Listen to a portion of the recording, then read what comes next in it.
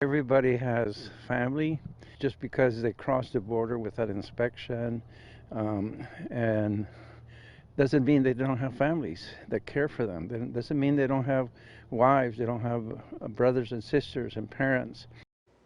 A group of anthropology students from Texas State University are currently working to identify migrant remains and looking to find their families. Their latest work took them to Maverick County, that's just west of San Antonio. Border Report's Sandra Sanchez joining us to give us insight on her special report.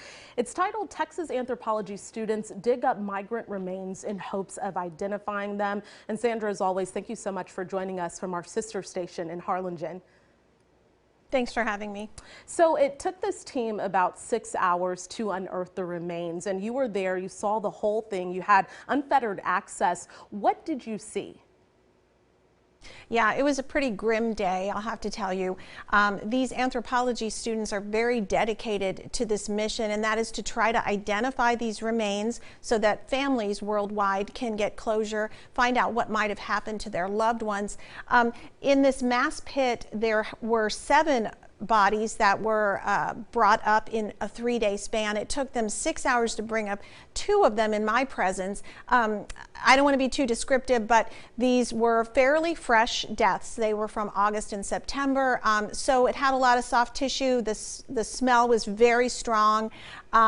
It was tough. The sun was beating down, and they were working very hard, but they all said that it's a really important mission. And you mentioned the 7 bodies. How many, though, unidentified bodies do they think are there?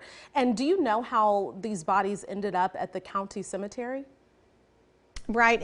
In that one section, which is kind of towards the back of the Maverick County Cemetery, the chief forensic pathologist, Dr. Kate Spradley, told me she estimates there could be 20 to 30 bodies there. But elsewhere in the cemetery, there could be 130 bodies dating back to 1985.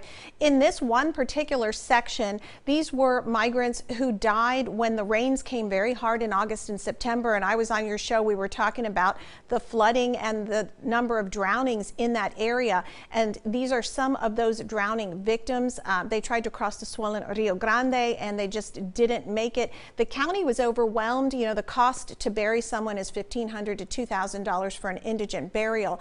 And so they ended up putting them in this basically mass grave with PVC pipes as markers for headstones. And then they even put some remains in a trailer in the northern part of the county toward the city of Del Rio.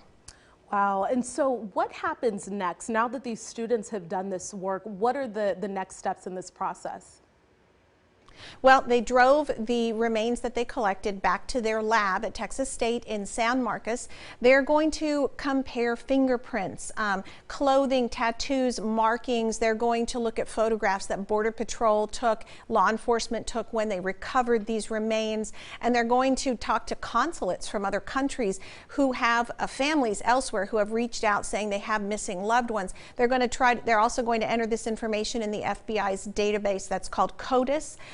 And I'm told by Dr. Spradley, though, that this process could take several years in some cases because there's so much coordination that needs to be done, but they are getting the ball rolling. They even took the bodies from that trailer back with them to San Marcos. Okay, and you mentioned that this could take several years. So how is this project being funded? Is there enough money to cover all of the time that it'll take for them to complete this project?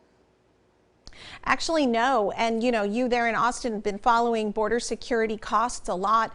The governor shifted the funds that were for this Operation Identification and moved them to Operation Lone Star. And so Dr. Spradley actually come October 1st lost her direct funding. So for this particular dig, the International Committee of the Red Cross stepped up and helped to fund it, as well as the South Texas Human Rights Center, which is based here in Brooks County. They sent a team over 200 miles to go watch the dig and go help with resources. So looking into the future, though, she is worried and she is in need of resources and funding to fund future efforts. She wants to go back to the cemetery. One of her PhD students is actually doing mapping of the cemetery using radar and technology where they think that the additional graves are, and they want to begin digging. And then lastly, Sandra, I know we're focusing, a lot of your work you're focusing on is done in Maverick County, but how many unidentified migrant remains are believed to be all across the border?